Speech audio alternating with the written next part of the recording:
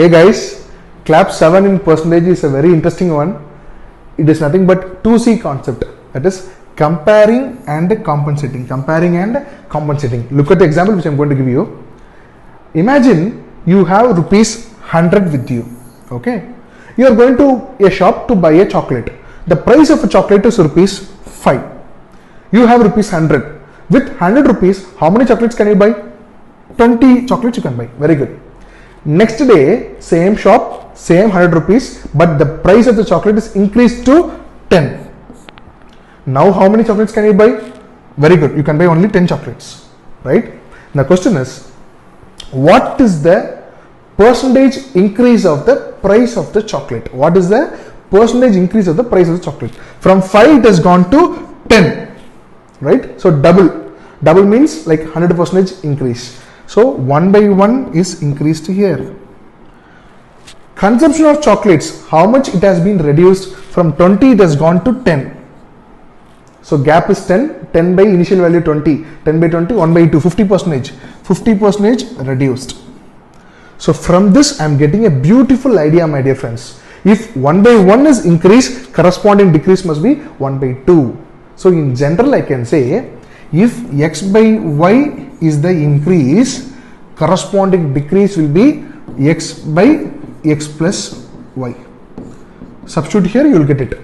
1 by 1 increases, 1 by 1 plus 1, 1 by 2 decreases.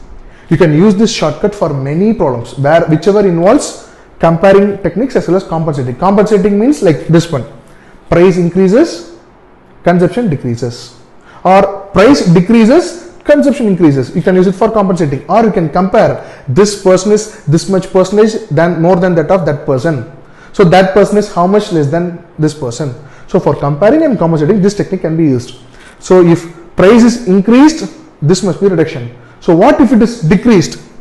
X by y decreases. What happens is x by x difference y increases. Not x minus y, x difference y.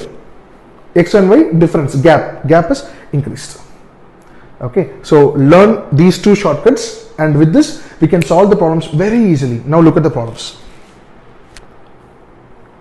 The price of the sugar is raised by 10%. What is 10%? 1 by 10. 1 by 10 is increased. By how much percentage should a man reduce his consumption so that so as not to increase the expenditure? So if 1 by 10 is increased, as per my shortcut, if 1 by 10 is increased, x by y increases, x by x plus 1 decreases. So 1 by 11 decreases.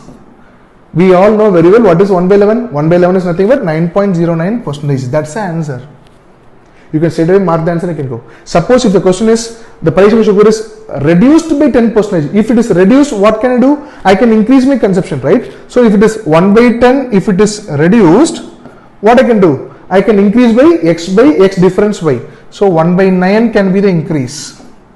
What is 1 by 9? 11.11 will be the answer if the case is given as reduced, so that increase. Keep it in mind. Next question is,